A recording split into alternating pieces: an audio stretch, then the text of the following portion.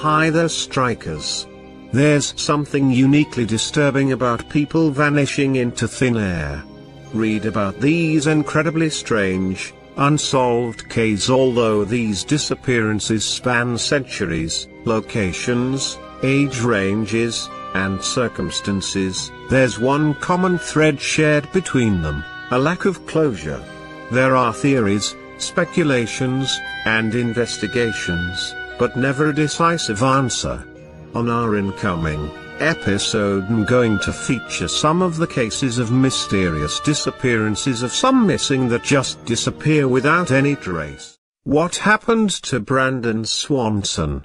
During the early morning hours of May 14, 2008, 19-year-old Brandon Sawson disappeared under mysterious circumstances from a rural area northeast of Marshall in southwestern Minnesota. Numerous searches have been conducted of the area and bodies of water surrounding the location where Brandon's car was found. After nearly 3 years, those searches have yet to find any physical evidence of what may have happened to Brandon. With no body and very little evidence, it is impossible to know what happened to Brandon, leaving every possibility open for speculation. May 13, 2008 marked the last day of classes at Minnesota West Community and Technical College in Canby, Minnesota, where Brandon Sawson was enrolled in the wind turbine program. That evening Brandon was at a friend's house in Lind, Minnesota, celebrating and consuming alcoholic beverages, but not in excess. Shortly after midnight on May 14, Brandon left Lind to head back to his parents' home in Marshall, where he lived. Around 12:30 a.m. Brandon's car went into the roadside ditch and he placed a call to his parents, Brian and Annette Sawson, asking them to pick him up. Brandon described his location as being on a rural road outside Lind, about 10 miles from his parents' home. Brian and Annette stayed on the phone with their son while driving to pick him up. They later reported that Brandon seemed certain of his whereabouts and did not seem too disoriented. Divine, 2010, Weed, 2010. When Brian and Annette arrived at the location described by Brandon, neither Brandon nor his car was there. Brian began flashing the lights of his pickup truck and instructed Brandon to do the same. Neither party was able to see the other's flashing lights, and because of mounting frustration an argument ensued. Brandon hung up on his mother, and when she called him back to apologize, he told his parents he was walking to Lind and would wait for them at his friend's home. Brian then drove Annette back home to Marshall so she could go to bed, and then drove back towards Lind to pick up his son. Once again, Brian remained on the line with Brandon, who was walking towards town. This call began at 2:23 a.m. and would be the last contact between father and son. During the conversation, Brandon described his surroundings to his father, at one point stating he was walking along a fence line and could see the lights of town in the distance. At 3:10 a.m. Brandon shouted an expletive and the call ended abruptly. Brian attempted to call his son back several times, but Brandon never answered again. Divine, 2010, Weed, 2010.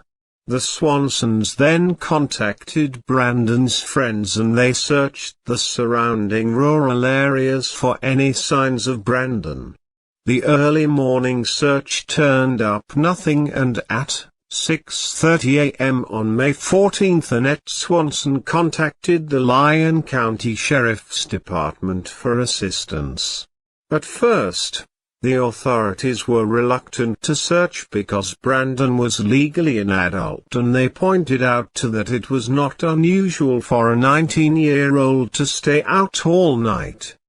The authorities joined the search later that morning after realizing the seriousness of the situation. Chang, 2008, Weed, 2010. On the afternoon of May 14, authorities located Brandon's Chevy Lumina by tracing his cell phone calls to a tower northwest of Marshall.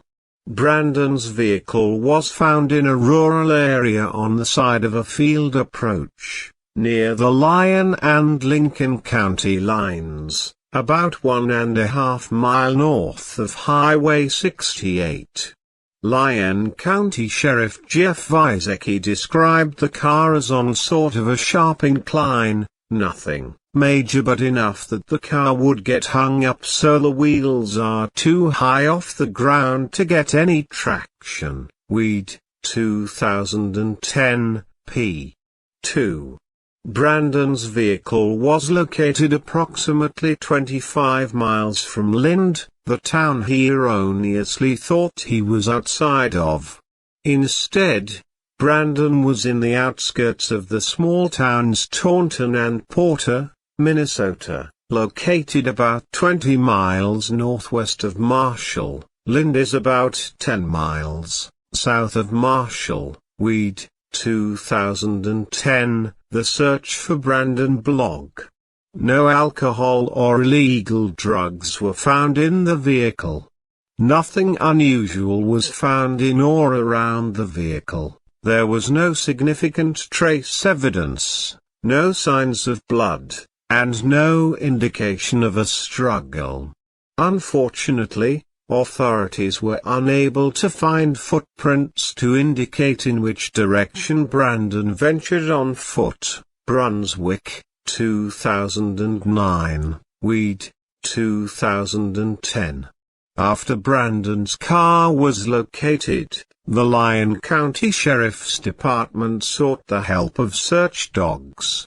The dogs led authorities to the banks of the Yellow Medicine River, which at the time of the disappearance was high and flowing fast. The Yellow Medicine River is knee-deep in some areas and up to 15 feet deep in others. Weed, 2010, p. 2. Because it was assumed Brandon had fallen into their river, the search focused around the Yellow Medicine River and the surrounding area. However, this area has now been ruled out because if Brandon did fall into the river, his body would have been washed downriver and eventually found. In the early weeks of the search in May and June 2008, land and air searches were conducted both by community volunteers and individuals from professional search.